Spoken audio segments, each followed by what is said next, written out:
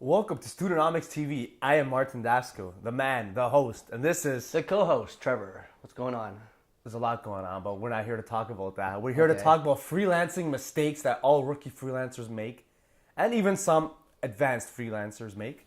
Everyone makes mistakes. So we got 10 mistakes. If we were talking about our love lives, we'd have at least like 1,000 Yeah. mistakes, We don't right? have time in the universe to list all those. So Okay, relax. I'm pumped. So the first freelancing mistake is shitty communication. Full disclosure, these are our mistakes, so... So what's your example? What happened? So I went to Austin, Texas. I worked for this company. It went well. But then, I got back, and, we just didn't communicate. They brought me in. I worked for them. We were talking, and then, my communication sucked. And I see this all the time. I'm sure you see it, too. Yeah. A lot of freelancers just can't communicate, you know? You pay someone to do a graphic for you or do something, and they don't get back to you. You're like, what the hell? What's going on? What's the progress? What's happening? Yeah. Probably not much progress. If there was, they'd be talking to you. What am I paying for? So this is my mistake. My communication sucked. As a freelancer, you have to over-deliver and over-communicate. Even if it gets annoying, you have to let them know what's going on, what's the update, until they tell you to stop.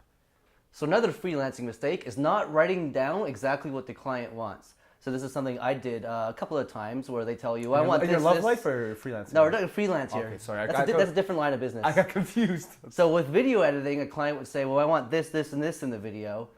And I'd be like, yeah, okay, no, I got it. And then it comes time, I shoot it and I'm editing. And I send them the video and they're like, oh, but I still need you to do this, this, and this. And I'm like, oh, shoot. I should have wrote it down because then I would have gotten it right the first time. So it's very important to write down exactly what your client wants. Freelancing mistake number 3. I've done this too many times. I'm embarrassed. Being late, delivering your work late. Like we said, it's, back to the love life. It's cool if you're late for your date. You look like you're a busy guy. You got a lot going on. I do. You do? You Yeah. have a lot going on? That's good. But delivering work late is the worst. I've done this. Oh, it's so embarrassing. I had to finish an article. Yeah. And I went out, I went out the Yeah. night before. I didn't finish it. It was late. I was so embarrassed. And of course, I made up an excuse, which makes it even worse because nobody wants to hear your excuses, right? They just want the final product. Deliver on time. Deliver early, Well, that'd be a really good one. That'd be a good one, huh? Imagine that. So yeah, so I actually have kind of the same point about not keeping your promise about when the product will be finished. Now, some people actually want an exact deadline of, oh, I need it done by September 20th or something. And you say, yeah, sure, no problem. Some people don't ask for a deadline, but you should say to them, well, I have it done by this day. And obviously I've done this a bunch of times, just not having it finished when I said I'd have it finished. Sometimes even I'll say, yeah, I'll finish it tonight. And then I get home like, wait, I actually have no time for this. I really should stop making promises I can't keep. Because freelancing, this is money now, right? If you're making plans with your friends and you say, oh, I'll do something tonight, or I'll meet you later, I'll text you later. You don't do that. That's cool. Yeah, but when your you're friend. making money, when you're actually trying to do something as a career and pay your bills with it, you got to take it seriously. Imagine telling your boss, oh, I'll do that, and you don't. Well, that's your client is your boss, just so you know. Freelancing mistake number 5, not charging enough money. You've done this, I've done this. When you first start getting paid, you're just excited, right? Yeah. At your regular job, you work your hours, you get paid. You get paid pretty well, hopefully, right? Hopefully. And if they ask you to stay late and you're not on salary, you get overtime, right? Mm-hmm. That's how it works. As a freelancer, you're so excited, like someone's going to pay me to write. I'll do it for free. Just $20 and I'll do your article. That's not okay. You have to charge what you're worth. No discounts, no deals. Of course, unless it's a big client and they're willing to work with you on a bigger project. Yeah. But always charge the right amount of money. So if this is your first gig, isn't that a little bit different? Yeah, we'll get into that maybe later. But you got to build your portfolio. And as you build your portfolio, then you can charge more, right? But you have stuff to charge right off the bat. You don't want to be known as a person that works for free or works for cheap, because cheap sucks. Don't race to the bottom, Freelancing mistake number 6. Not listening to a client when they have suggestions for you. Oh, so, I've done this in my I've done this life. Too. Especially with the first life. Exactly. The first video I did for a client, so I put it together and they watched it, and one guy had a suggestion about cutting a clip.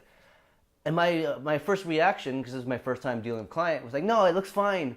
And he kind of rolled his eyes, and then I realized, Okay, I get it, because he's the client. I should do what he wants. Yes. But I just felt like this was my first freelance gig. I felt like, well, I'm the artist. This is my creation. I think it's great. But this is not being an artist. It's being a freelancer, and it's actually very different. Freelancing is just like dating in this sense. Sometimes it's not about you. It's about what the other person wants, which is tough for all of us to accept. But yeah, in dating, especially a girl being like, oh, that restaurant sucked. Be like, oh, I had fun. I liked it. How could you not like that date? That was the best. I had a blast. Oh, wait. It's not all about me. Shoot. Okay. Sometimes it's not all about me. That's weird. I know. Freelancing mistake number 7.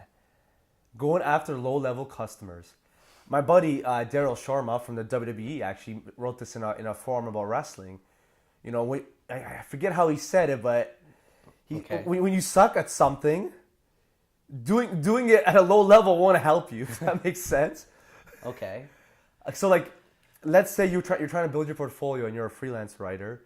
Doing crappy jobs over and over again won't help you. You have to over-deliver, do a great job with maybe one low-level customer, and then have the portfolio so you can start getting better customers, better clients, and getting paid more. You can't be at the bottom. Does that make sense? It makes perfect sense. I've gone after so many low-level customers and gigs. When it comes to freelancing, relax over there. Okay. Like you're just like, why am I chasing this $50 article? Like I should be going after the $100, $200, $500, $1,000 articles, right? Yeah, exactly. Do not chase the low-level customers. It gets you nowhere in life. Freelance mistake number 8. Changing plans last minute or calling in sick to a freelance gig. Yeah, to a gig. Not even to your workplace, to a freelance gig. Who'd you call yourself? Yeah, right. So I hate to say it, I've done that where I was feeling sick, but I probably could have sucked it up and went in to shoot in the morning. They gotta toughen you up. This is in the past, first of all. What's going on there? You want my example or what? Go on. So yeah, essentially that was it. And they seemed pretty unimpressed by that. They didn't say outright, hey, you shouldn't do that, but I kind of realized shortly after that wasn't very cool of me, especially if they had arranged their day because they were expecting to shoot, and then this guy calls in last second sick. Well, that kind of screws up their plans. This is why entrepreneurship and freelancing, working for yourself, are so difficult, because with your job, if you're on salary or even if you're not, whatever, you call in sick, you get paid, you sit at home and you text your friends. Still have a job. Yeah, you're laughing about it. You probably get X amount of sick days. Yeah. As a freelancer, there's no sick days. It really sucks. I mean, unless you're really sick, but then even then, nobody cares. If you're a wrestler, if you're a fighter, or you play on a team, or you do you're a photographer, you can't really. Imagine you booked a wedding as photographer and you're calling sick. That morning, I can't make it. We hired you for this job. This is why it's fun to read articles about entrepreneurship and freelancing, but it's so tough to actually do it, right? It is. Freelancing mistake number 9. Oh man, I hate this one. I'm embarrassed. What is it? Providing low quality work, Yeah. We're in this world right now where, you promote on Instagram, you're on social media, you talk about how great you are, but sometimes you just don't deliver.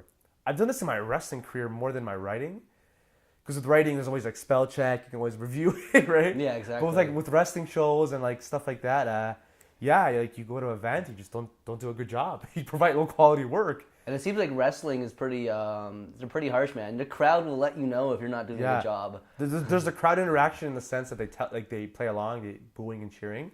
And then there's the opposite of hate, which is indifference. So indifference is the worst, they're quiet. Right? Yeah, they don't care. It's or they're booing and saying, "Oh, this is boring." Yeah. Maybe they're actually being honest in that one. Yeah. And then you don't get used again, and all because you provided low quality work.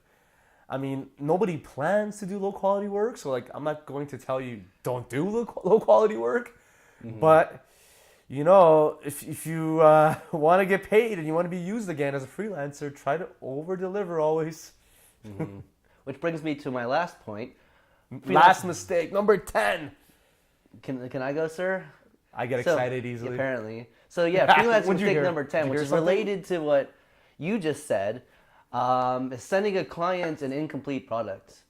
Now, obviously, you don't expect that to be the final product, but sometimes, what I did was making videos, and it'd be half finished, and I'd send it to them saying, what do you think so far? Some guys are okay with that. Maybe they're eager to see it even half complete. But some people, they can't picture the final product. Yeah, They see an incomplete product and think, what is this? It's not what I ordered. And you say, no, it's not done. I thought you would figure it's not done.